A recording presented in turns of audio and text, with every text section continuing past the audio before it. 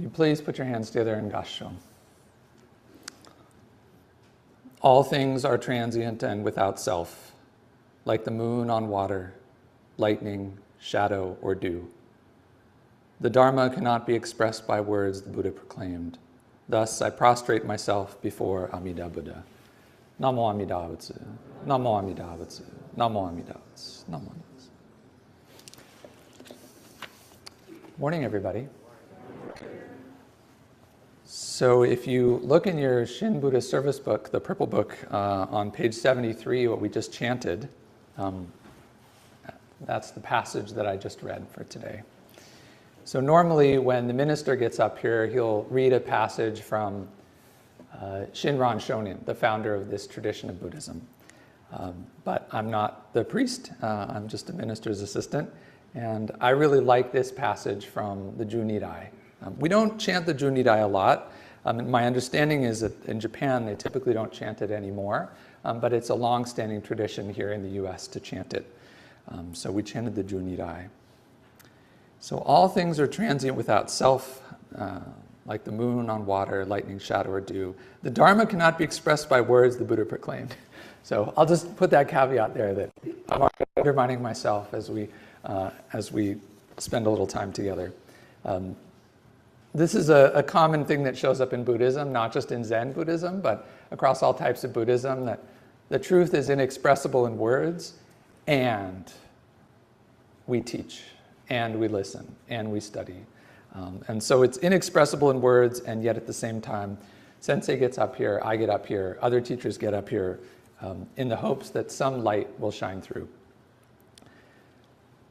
But I want to focus today on the first two lines. I think it's really important. So this text, the Junirai, it's attributed to Nagarjuna. Nagarjuna is one of the great Indian Buddhist teachers. He is on the Seven Masters Scroll on your far left. He's the figure at the very top. Nagarjuna is well revered in the Jodo Shinshu tradition, but also in all across Tibetan Buddhism and Chinese Buddhism. He's particularly associated with the study of emptiness. So if you've done a little digging into Buddhism, you've come across this philosophy of emptiness. We're not going to get into that today because it's pretty heavy and it's also not a big part of what our tradition is about. But it's there in the background. Nagarjuna lived in the 2nd or 3rd century CE, so more than half a millennium after the life of the Buddha. He's associated with the Mahayana tradition. He was a big fan of a body of scriptures called the Prajna Paramita scriptures, the Perfection of Wisdom sutras. These talk at length about truth and emptiness. They spend a lot of time expressing what you can't express. The truth cannot be expressed by words. The longest one in English translation is like that thick. Read it, see if it does anything for you. If you feel like it, don't read it. This is Jodo Shinshu, you don't have to. There's multiple different Prajnaparamita sutras. The shortest, the very shortest, is the syllable ah. So that's the Prajnaparamita Heart Sutra in one syllable. There's also the Heart Sutra, which is about 100 syllables. And there's something called the Diamond Sutra. And I'm going to read you a little passage from it because it highlights the thing I want to talk about today.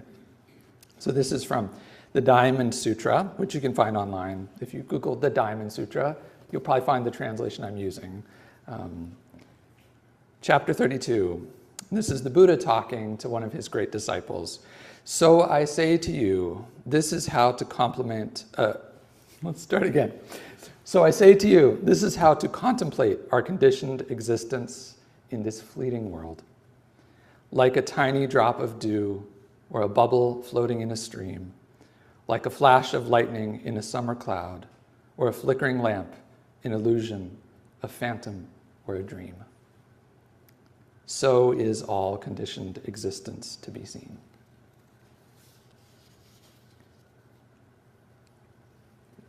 So what does this mean? I mean, this is Buddhism, right? We don't shy away from focusing on impermanence and the passing of life. There's different lists in Buddhism, right? As you've encountered, if you've studied Buddhism, I think I've told this joke before. I heard this joke recently after a lifetime studying Buddhism. And this goes like this. Christians love God and Buddhists love lists. No. So if you've ever sat here as Sensei has talked about the 6 perfections or the 4 noble truths or the 3 treasures, that's something, it's our jam, right, is lists. So here's another list, the 3 marks of existence. The 3 marks of existence. There's 2 different lists of 3 marks. There's also a list of 4 that combines the 3. Yeah, it's very Buddhist. Depends on who you ask, but I'm going to focus on this list. So the 3 marks of existence are, here's what it means to live in this world as a being, as a sentient being in this world. Our lives are characterized by impermanence. Nothing will last. Our lives are characterized by dissatisfaction and anxiety. We want things to be different than they are. And our lives are characterized by the truth of non-self, no permanent, unchanging self.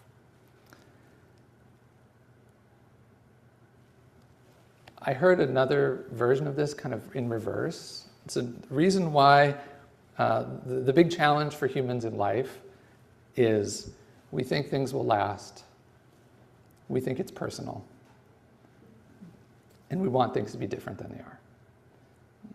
That's the 3 marks of existence.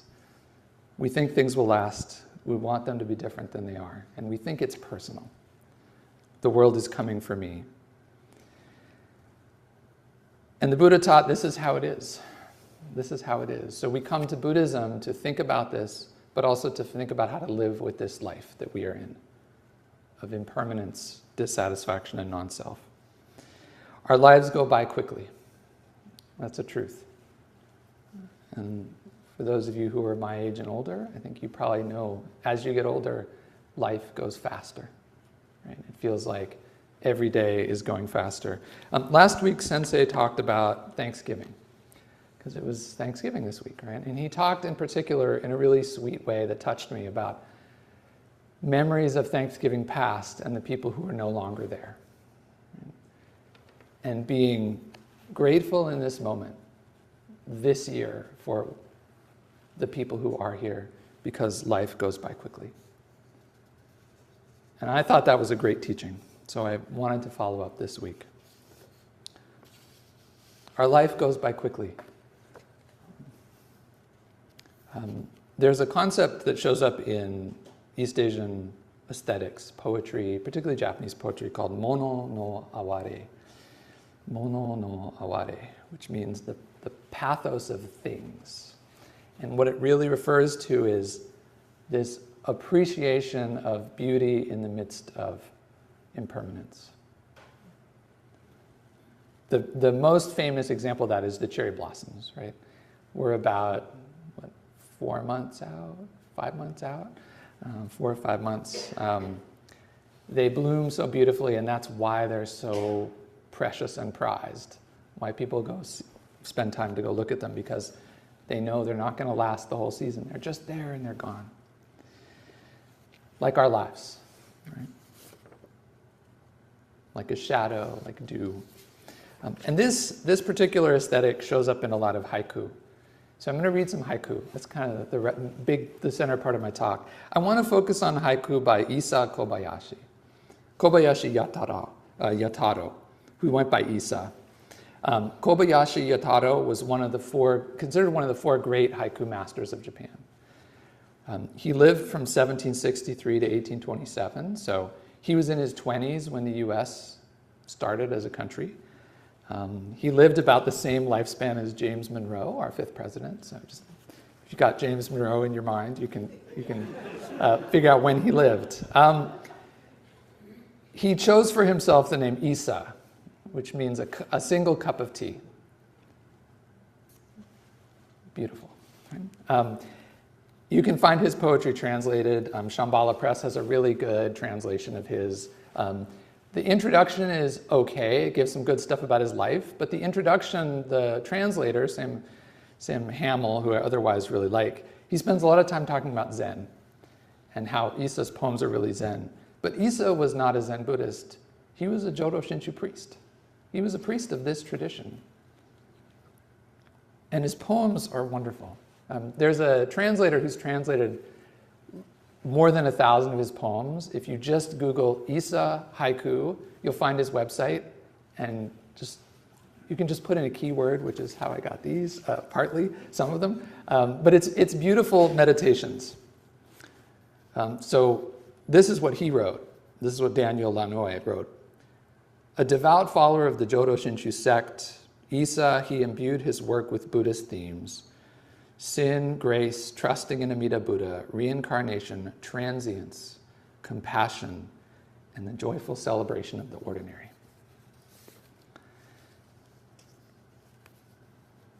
And I think that's part of the lesson that I'm kind of driving at, right?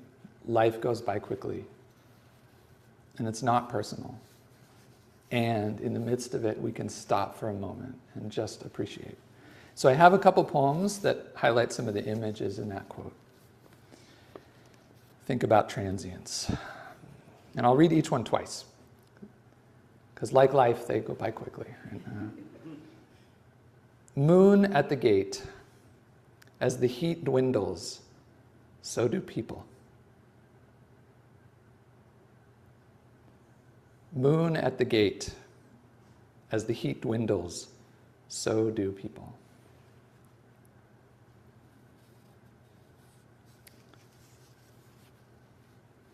Misty moon in the pine, passing through, passing through.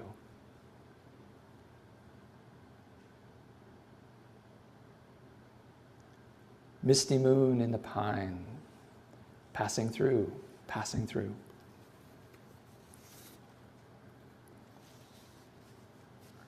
Lightning flash in plume grass, a 50-year-old face. Lightning flash in plume grass, a 50-year-old face. I turned 51 in October. My 50-year-old face is gone. It's a new face, like our lives. So the next one is probably his most famous poem. Isa had a really hard life. He lost his mother, and then his dad married a woman who hated him by all accounts, or by his account. The historical record is unclear. Maybe she wasn't that bad, but there was a big fight about inheritance. There was a stepmother. There was inheritance. So if any of you have ever had to deal with this, right? He was homeless for quite a while. He eventually got married a couple times because his wives kept dying. His first son died soon after birth. His second son died soon after his birth. And his third child, died when she was about 1 year old. And so he wrote this poem.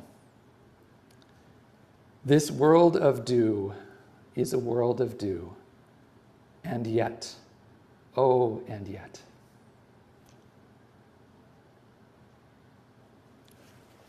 Sorry, I get a little emotional reading that poem. It's really, I just find it so touching. This world of dew is a world of dew, and yet, oh, and yet.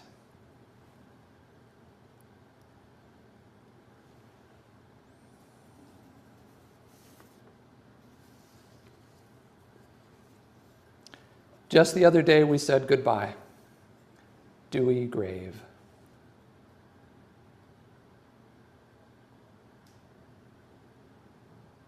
Just the other day we said goodbye. Dewy grave.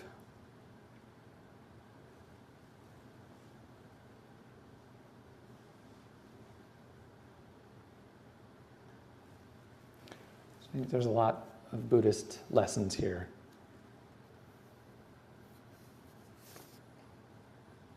When the Junirai says life is like moon on water, lightning, a shadow, or dew, I don't interpret that to mean we should take our lives less seriously. That they're an illusion, that this is all an illusion, right? That we're going to wake up from the matrix, right? I take it as a lesson to pay attention, to enjoy this fleeting world. So this is the last haiku. In the base of a droplet of dew, such riches.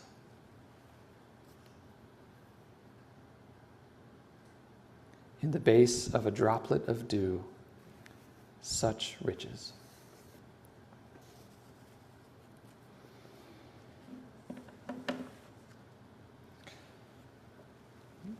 So one of the focuses of the Jodo Shinshu tradition is everyday life. In some schools of Buddhism, there's a strong kind of valorization of the heroic quest for enlightenment. And that's not what Jodo Shinshu is about. It's a reminder for gratitude, a reminder for the transience of life. To take comfort in the fact that it will change. That can also be a comfort. The pain we experience now won't last. The troubles we experience now, they won't last either.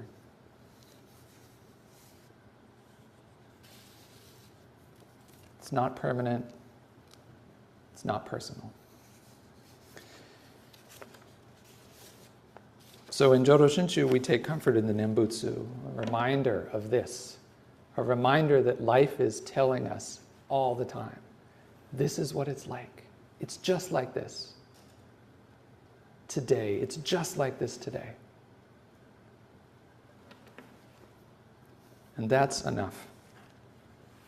So will you please join me in Gassho? All things are transient and without self, like the moon on water, lightning, shadow, or dew. The Dharma cannot be expressed by words, the Buddha proclaimed. Thus, I prostrate myself before Amida Buddha. Namo Amida Butsu, Namo Amida Butsu, Namo Amida Butsu, Namo Amida Butsu. Thank you.